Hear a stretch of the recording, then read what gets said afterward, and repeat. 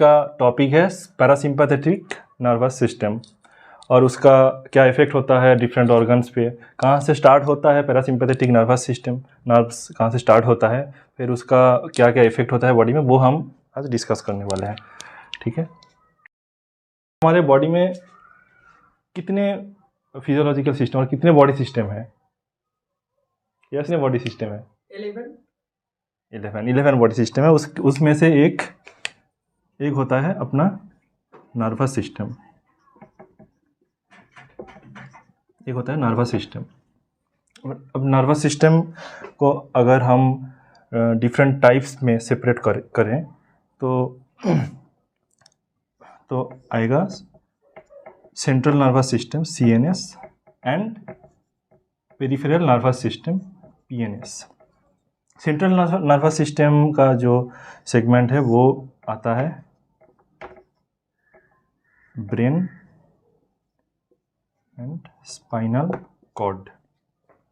Peripheral nervous system का 2 part है, एक आता है ऑटोनॉमिक नर्वस सिस्टम, एक आता है somatic nervous system. Somatic nervous system. अब ऑटोनॉमिक नर्वस सिस्टम जो है उसमें आता है parasympathetic and sympathetic nervous system, और एक होता है वो होता है एंटेरिक नर्वस सिस्टम जो हमारे गट्स पे रहता है। अब पैरासिम्पैथेटिक नर्वस सिस्टम जो है, पैरासिम्पैथेटिक नर्वस सिस्टम जो है उसको हम कोलिनर्जिक नर्वस सिस्टम भी बोल सकते हैं। क्यों बोल सकते हैं वो हम आ रहे हैं, उसका भी डिस्कशन करेंगे। जो पैरासिम्पैथेटिक नर्वस सिस्टम है उसको क्या बोलते हैं? Cholinergic nervous system. Cholinergic nervous system. आखिर इसका ओरिजिन किधर है, मतलब ये जो नर्व्स है ये कहाँ से शुरू होता है? अगर हम एक ब्रेन और स्पाइनल कॉर्ड का एक स्कीमेटिक डायग्राम अगर ड्रॉ करना चाहें तो ये आ जाएगा मिड ब्रेन का part, pons, then medulla oblongata, और ये जो एक्सटेंशन वर्जन है ये है हमारा स्पाइनल कॉर्ड। ठीक है, जब पैरासिम्पैथेटिक नर्वस सिस्टम में जो नर्व्स आते हैं उनका ओरिजिन होता है क्रेनियोसैक्रल रीजन से।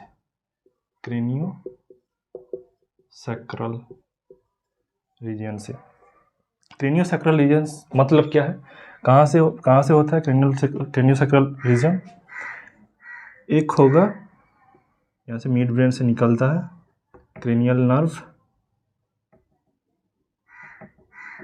3, फिर मेडुला से निकलता है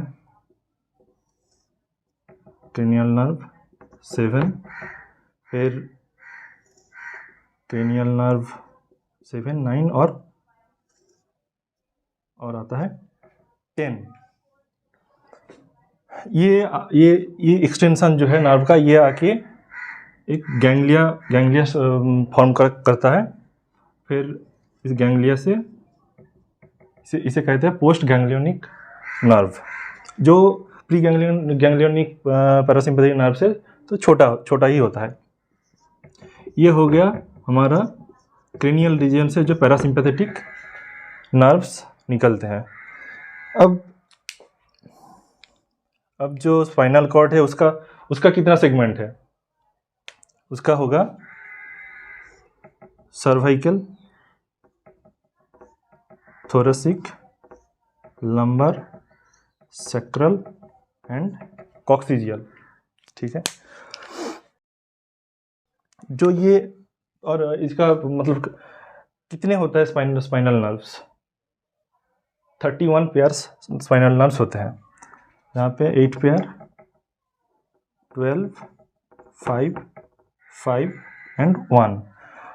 जो पैरासिम्पैथेटिक नर्व्स होता है वो निकलते हैं हमारे सैक्रल रीजन से स्पाइनल कॉर्ड के, और फिर लोअर एब्डोमेन में अपना इफेक्ट शो करता है।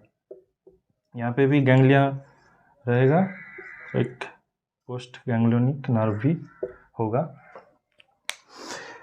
ये जो नर्व है पैरासिम्पैथेटिक नर्व, इनका मेन जो न्यूरोट्रांसमीटर होता है वो होता है एसिटाइल कोलिन।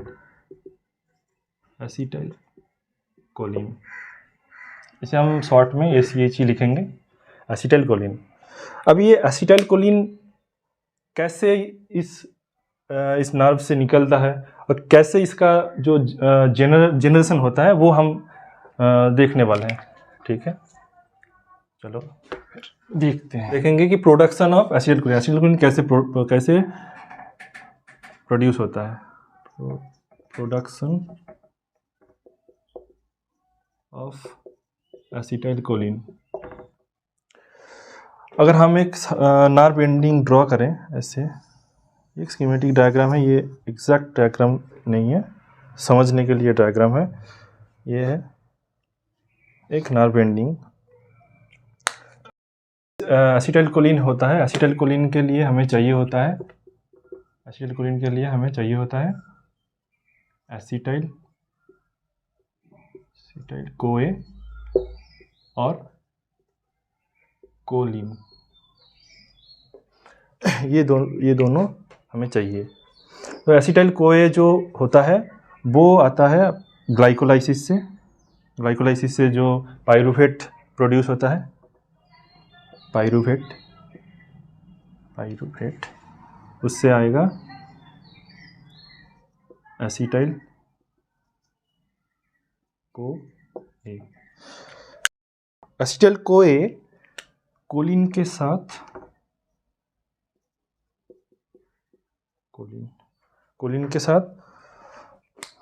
फॉर्म करता है एसिटाइल कोलिन। अब ये जो एसिटाइल कोलिन फॉर्म हुआ है, इसके लिए एक एंजाइम चाहिए होगा। वो उस एंजाइम का नाम है उनका नाम है कोलिन एसिटाइल ट्रांसफरेज। ये जो एंजाइम है ये रिस्पॉन्सिबल है एसिटाइल कोलिन प्रोडक्शन में। अब एसिटाइल कोलिन प्रोडक्शन हो गया, एसिटाइल कोलिन को अब वेसिकल में लोड होना है। ये जाएगा अब जो वेसिकल होता है उसके अंदर, ठीक है। यहाँ पे आएगा वेसिकल पे एसिटाइल कोलिन आएगा।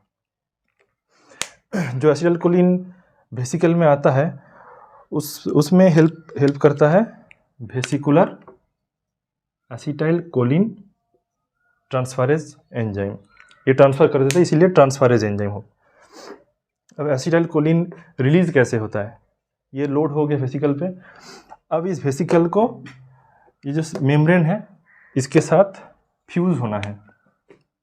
फ्यूज कैसे होगा, जब एक्शन पोटेंशियल आता है ना, जब मेम्ब्रेन डीपोलराइजेशन होता है, सोडियम इन्फ्लक्स होता है, तब एक टाइम पे कैल्शियम इन्फ्लक्स भी होता है। कैल्शियम इन्फ्लक्स जो है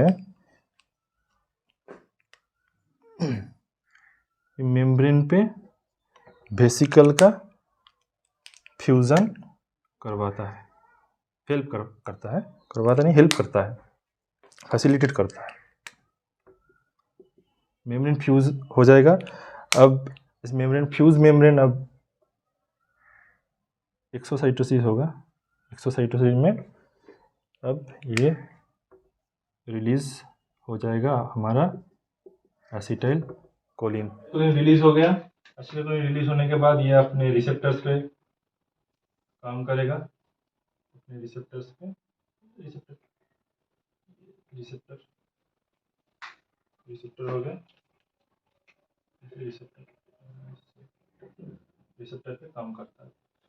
ये जो रिसेप्टर होता है, इनका दो टाइप्स के रिसेप्टर होते हैं। एक होता है मस्करिनिक रिसेप्टर और एक होता है निकोटिनिक रिसेप्टर। अब इसके ये एसिटाइलकोलिन काम करने के बाद इनका मेटाबॉलिज्म भी होता है। ये मेटाबोलाइज्ड हो जाते हैं, मेटाबोलाइज्ड होके बनाता है कोलिन एंड एसीटेट। कोलिन जो होता है, कोलिन अब आएगा, ये रिएक्टिव हो जाता है कोलिन ट्रांसपोर्टर के थ्रू, फिर से वेसिकल में आ जाएगा, फिर रिसाइकिल हो जाएगा और फिर ये साइकिल चलता रहता है। हमारा नेक्स्ट जो टॉपिक है कोलिनर्जिक रिसेप्टर्स।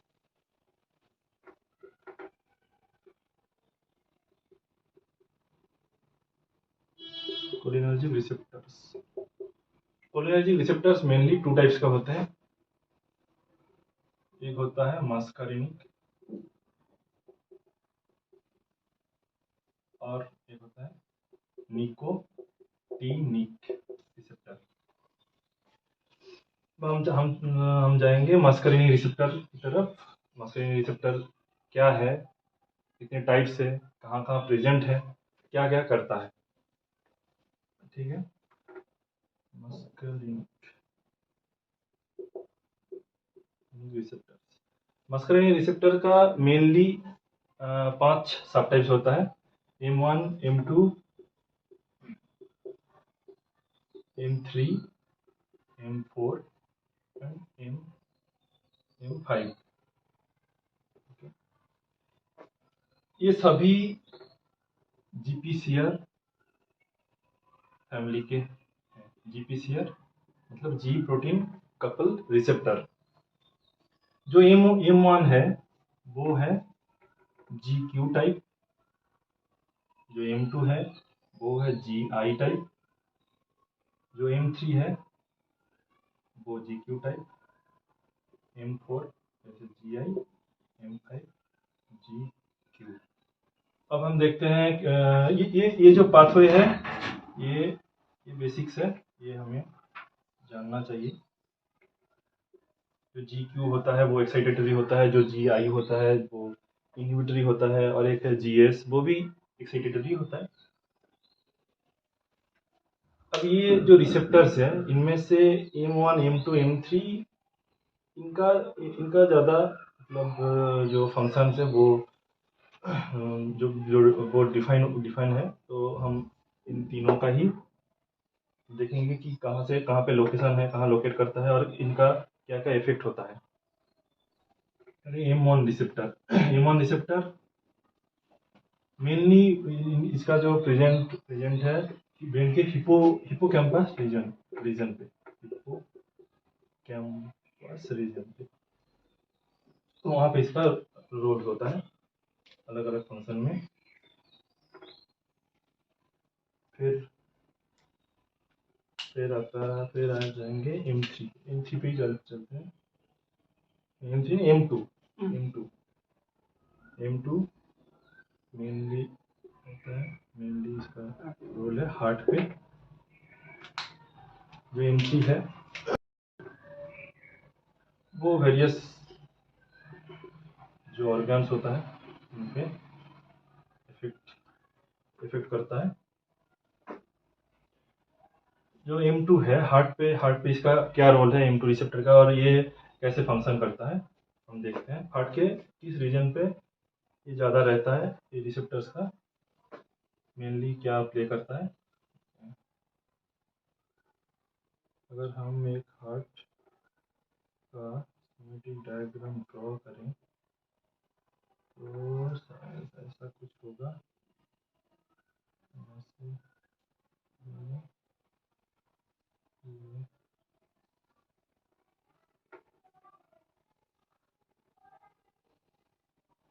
ओके, ये हो जाएगा कुछ इस तरह से हमारा एवोटा आ जाता है,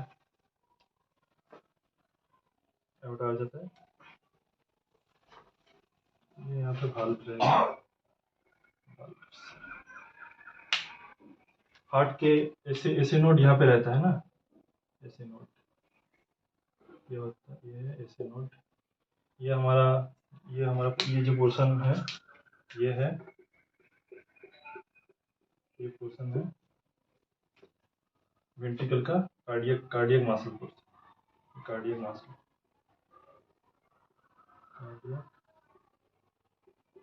कार्डियक मसल।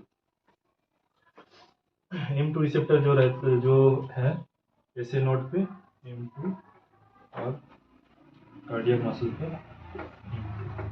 यहाँ पे काम करता है, और AV नोड पे भी। M2 रिसेप्टर क्या है? M2 रिसेप्टर GI टाइप का है। अगर इस पे एसिटाइल कोलिन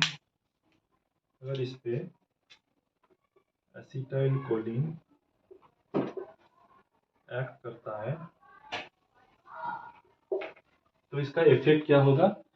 इनहिबिटरी इफेक्ट आएगा, क्योंकि ये GI टाइप का, GI टाइप में क्या होता है, CAMP का जो कंसंट्रेशन होता है वो डिक्रीज हो जाता है।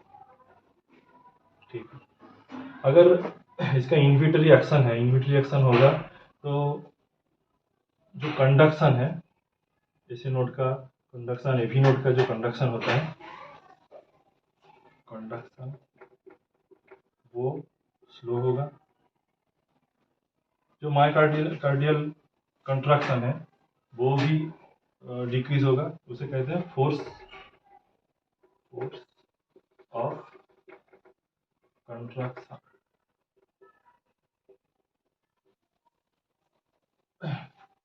तो इसका नेट इफेक्ट होगा हार्ट रेट घट जाएगा, हार्ट रेट का डिक्रीज हो जाएगा। तो अब हम देखेंगे कि M3 रिसेप्टर कहाँ कहाँ होता है और उसका इफेक्ट क्या होता है। M3 रिसेप्टर बेसिकली होता है GQ टाइप, जो होता है एक्साइटेटरी,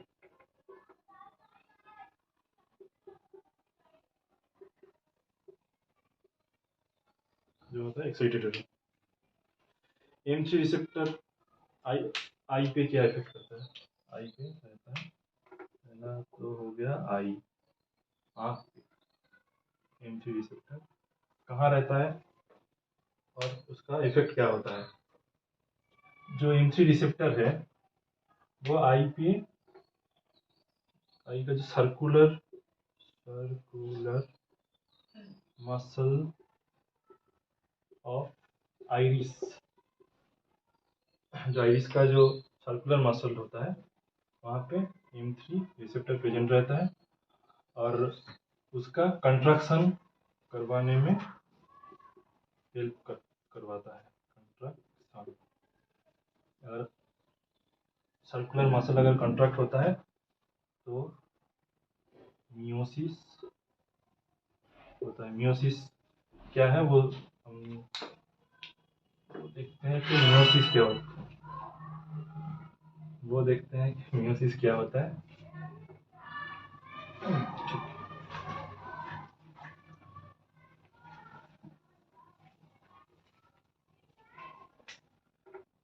अब ये पकड़ लेते हैं एक हमारा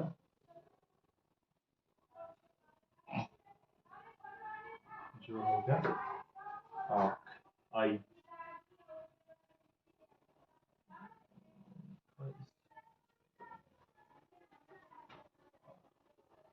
beautiful life, what a beautiful आई।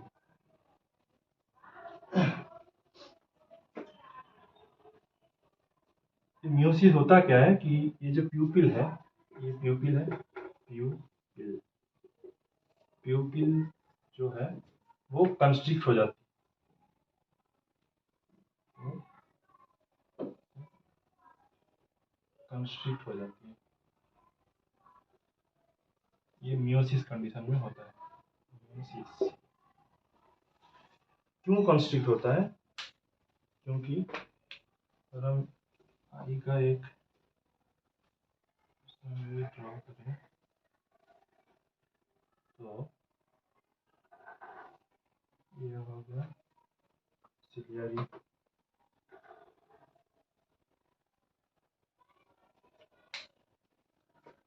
हमारा लेंस आ जाएगा।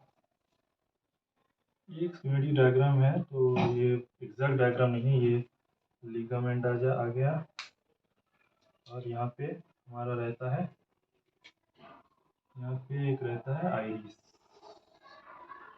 ये जो है ये होता है आइरिस। अगर आइरिस को हम थोड़ा डिटेल्स में देखें, आइरिस को डिटेल्स में देखें तो वहाँ पे दो टाइप का स्मूथ मसल रहता है।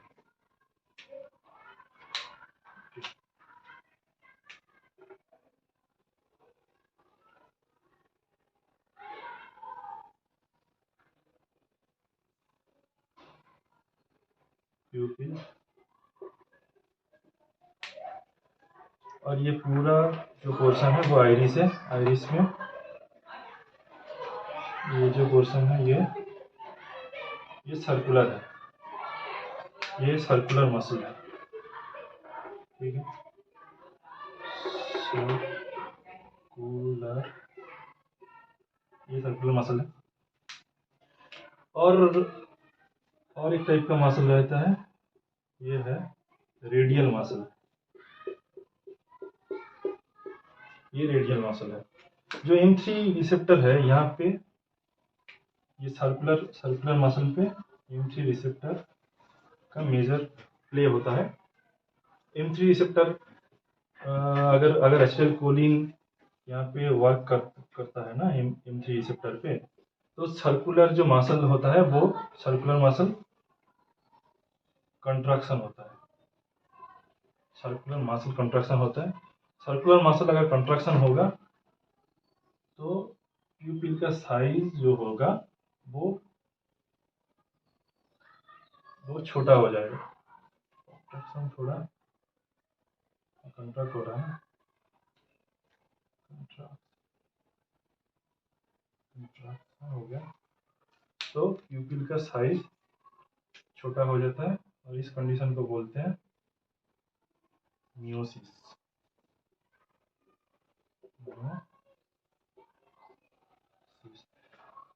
तो एग्जैक्टली एसिटाइलकोलिन के इफेक्ट से प्यूपिल छोटा हो जाता है, और उससे उस कंडीशन को बोलते हैं मायोसिस। ऐसे जवाब दिया करो, अच्छा लगता है। अब आई हो गया, आई पे मायोसिस करता है, ठीक है, M3 रिसेप्टर के थ्रू मायोसिस करवाता है। अब देखते हैं लंग्स, लंग्स पे इसका क्या रोल है। लंग्स,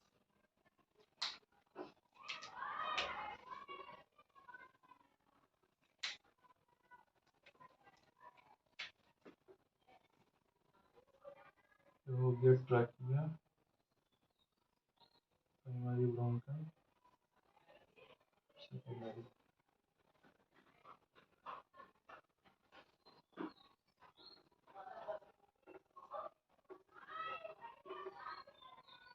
ठीक है, यहाँ पे जो होता है ना, जो स्मूथ मसल रहता है ब्रोंकियल, जो smooth muscle, bronchial smooth muscle, यहाँ पे जो रेस्पिरेटरी ट्रैक्ट का स्मूथ मसल होता है, यहाँ पे रहता है हमारा M3 receptor. M3 receptor acetylcholine जब काम करता है तो ये जो स्मूथ मसल होता है, स्मूथ मसल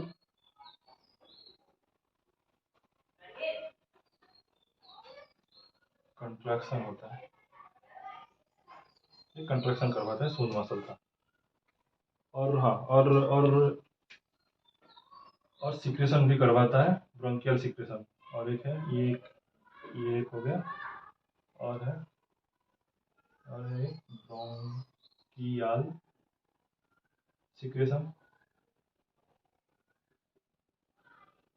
ब्रोंकियल सिक्रेशन भी करवाता है। इसके बाद होगा GIT। GIT पे क्या इफेक्ट रहता है एसिटाइलकोलिन का। ये जनरली GIT पे मोटिलिटी और कॉन्ट्रैक्शन करवाता है जीआईटी में। यही मेजर रोल है। और सिक्रेशन भी करवाता है, सिक्रेशन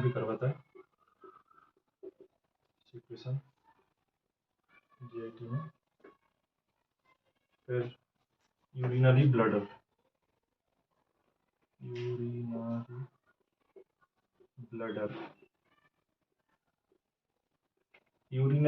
पे रहता है डेट्रूसर मसल,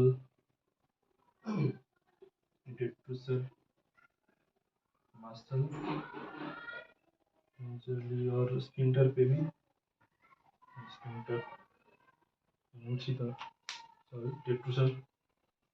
डेट्रूसर मसल पे रहता है।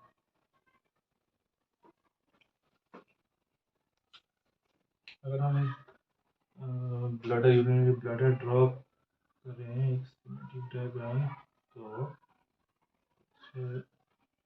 ऐसा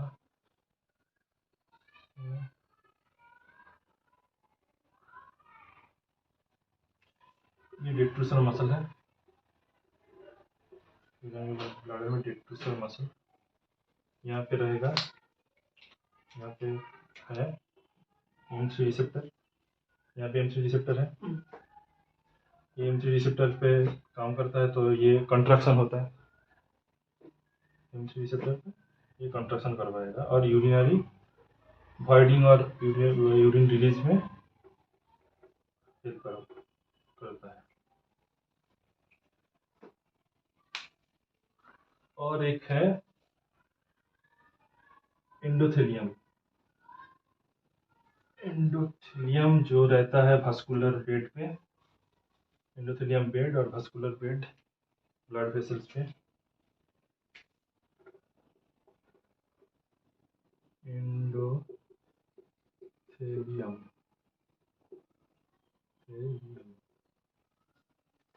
एंडोथेलियम पे M3 रहता है, जो कि GQ टाइप है। ये क्या करवाता है, यहाँ पे जो स्मूथ मसल है वो रिलैक्सेशन करवाता है, वैसोडाइलेशन करवाता है,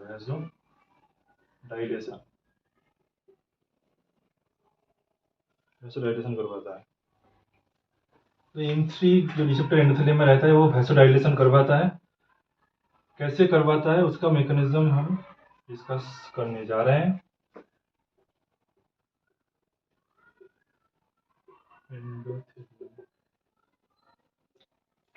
M3 रिसेप्टर GQ टाइप।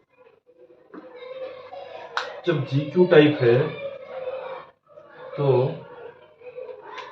अगर ये एंडोथेलियम होगा, एंडोथेलियम में ये स्मूथ मसल्स है,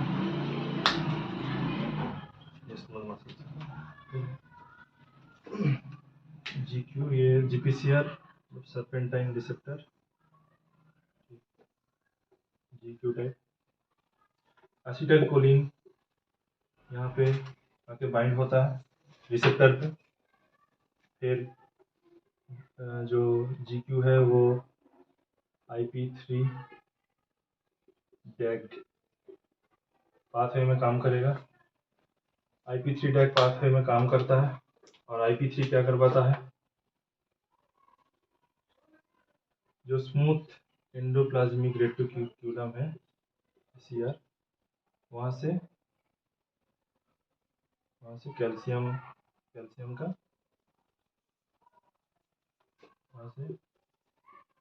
कैल्शियम जो है उसका इफ्लक्स में हेल्प करवाता है।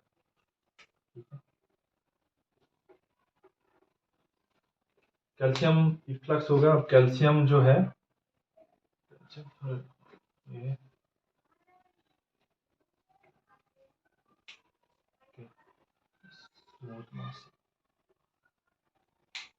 कैल्शियम जो है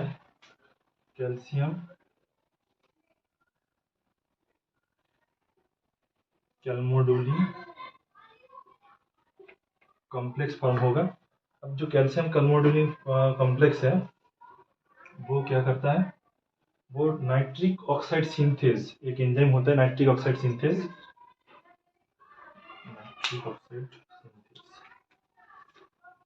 नाइट्रिक ऑक्साइड सिंथेज, इसको एक्टिवेट करता है, जो कि nitric oxide synthesis, nitric oxide synthesis में हेल्प करता है, नाइट्रिक ऑक्साइड सिंथेसिस करवाता है। नाइट्रिक ऑक्साइड कहाँ से सिंथेसिस होता है? हमारा जो है अमीनो एसिड है L-आर्जिनिन से नाइट्रिक ऑक्साइड सिंथेसिस होगा। नाइट्रिक ऑक्साइड अब क्या करता है, जो सॉल्युबल जीसी है, गुआनिलीन साइक्लेज, उसको एक्टिवेट करता है। ये सॉल्युबल फॉर्म होता है, सॉल्युबल फॉर्म ऑफ जीसी, इसको एक्टिवेट करवाता है। जीसी क्या करता है, जीसी वही सीजीएमपी, जीटीपी से सीजीएमपी होगा, फिर होता है अपना प्रोडक्ट पीकेजी। पीकेजी क्या करता है, पीकेजी मायोसिन जो फॉस्फेटेज होता है, उसको मायोसिन फॉस्फेटेज उसको एक्टिवेट करता है, एक्टिव होगा मायोसिन फॉस्फेटेज एंजाइम एक्टिवेट होगा। फॉस्फेटेज क्या करता है, डीफॉस्फोराइलेशन में हेल्प करवाता है, डीफॉस्फोराइलेशन करवाता है, जो एक्टिन और मायोसिन है, इन दोनों की वजह से मसल कंट्रक्शन जो होता है, इनको रोक देता है, इनको रोक देता है, तो मसल कंट्रक्शन नहीं होता है, नो कंट्रक्शन। तो इस तरह से वो वैसोडाइलेशन करवाता है। अगले लेक्चर में हम इसके ड्रग्स के बारे में डिस्कस करेंगे। तो यहाँ पे आज के लिए इतना ही।